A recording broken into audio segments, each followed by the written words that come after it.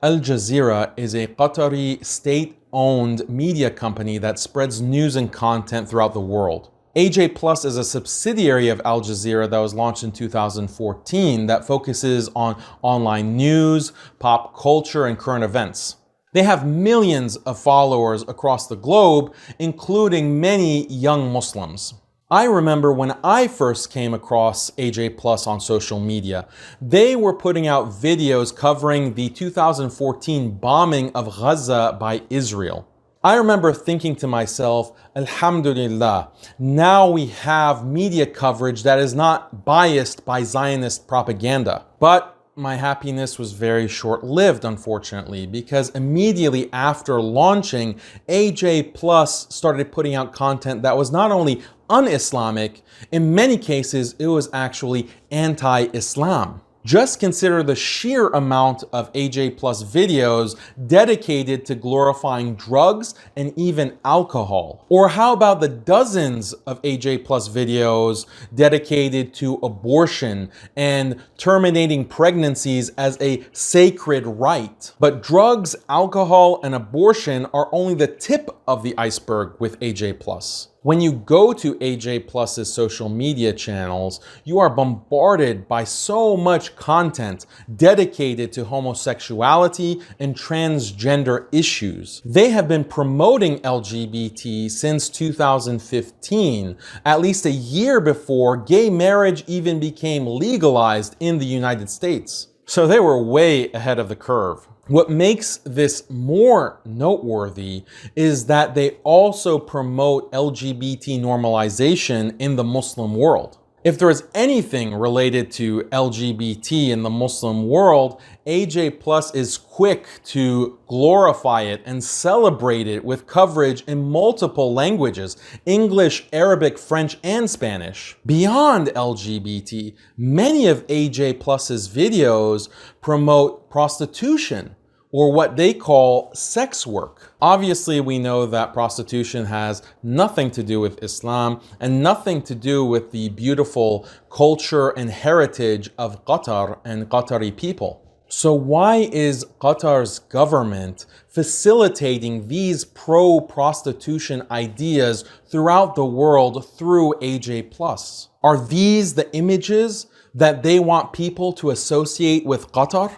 What makes AJ Plus especially problematic is their criticism of Muslim countries that apply the hudud. Hudud are a part of Islam and they're a part of the Sharia. And Muslims will always be proud of the hudud, no matter how much Western feminists, liberals, and secularists want to shame us for our religion.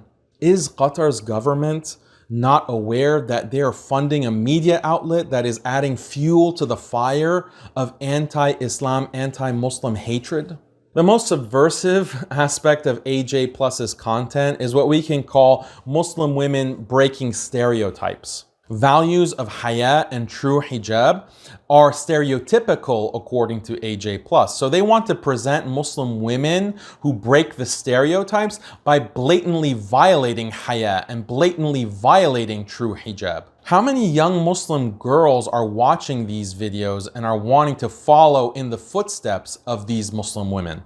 Again, it must be asked, does Qatar's government condone this type of programming? Does Qatar's government want women in Qatar to emulate this kind of behavior? When we look at the social media channels of the people running AJ Plus, it becomes very clear that they have an ideological axe to grind. These are pro-LGBT, pro-secular, pro-liberal, pro-feminist activists who want to change the Muslim world and change Muslim consciousness to make it aligned with these kinds of Western secularist identity politics. What's so ironic is that young Muslims in the West are actually influenced by this kind of content from AJ Plus. We usually think that it's Western media that threatens the iman of our youth, but in this case, it's Qatari-funded media that's doing that job. Just imagine, rather than Western governments funding media that's indoctrinating Muslims around the world, you have Muslim governments that are creating media that's indoctrinating Muslims in the West. Now I can see AJ Plus trying to defend itself by saying that it's just covering the news.